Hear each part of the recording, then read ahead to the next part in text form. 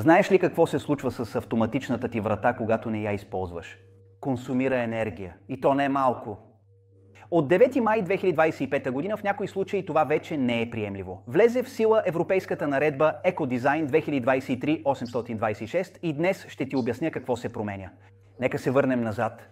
През 2008 година, когато много хора още не осъзнаваха проблема, Бенинка разработи системата ESA – иновативна идея за намаляване на консумацията на автоматиките в режим на готовност. Така започва пътят на Бенинка към непрекъснати иновации, който ни довежда днес до готовност да посрещнем новите европейски предизвикателства с изцяло нова продуктова гама. Наредба 2023-826 обхваща всички електрически уреди с мрежово захранване до 250 волта променлив напрежение, предназначени за домашна или офис употреба.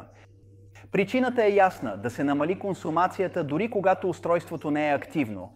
Изключено не значи изключено от мрежата. Намаляването на мощността в покой означава по-ниски разходи и по-малко разхищение на енергия. Европейската комисия изчислява, че новите правила ще доведат до спестяване на 4 тераватт-часа енергия и над 1 милион тона въглероден диоксид по-малко годишно до 2030 година. Не е зле за продукт, който стои и нищо не прави. В нашия сектор наредбата се отнася до моторизирани строителни елементи, като автоматични портали и врати.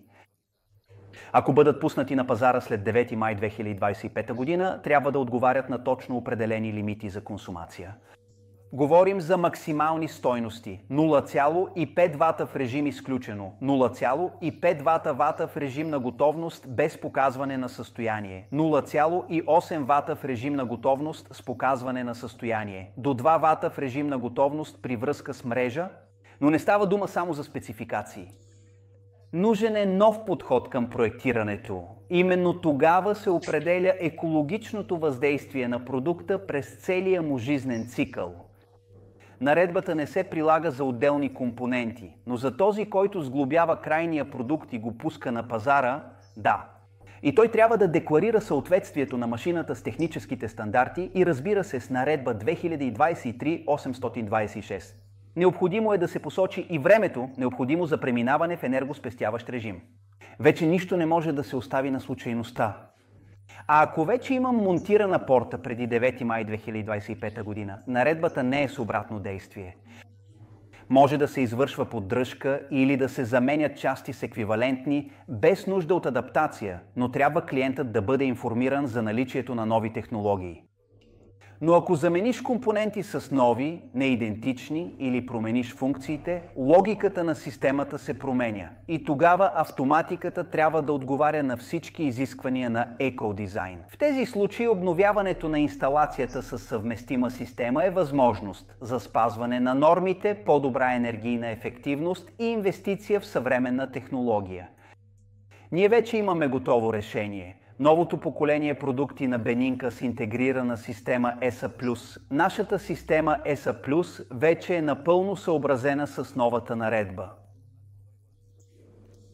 Продуктите с дисплей за жилищно приложение консумират максимум 0,8 вата, а останалите с тример и дип свич максимум 0,5 вата, защото нямат визуализация на състоянието.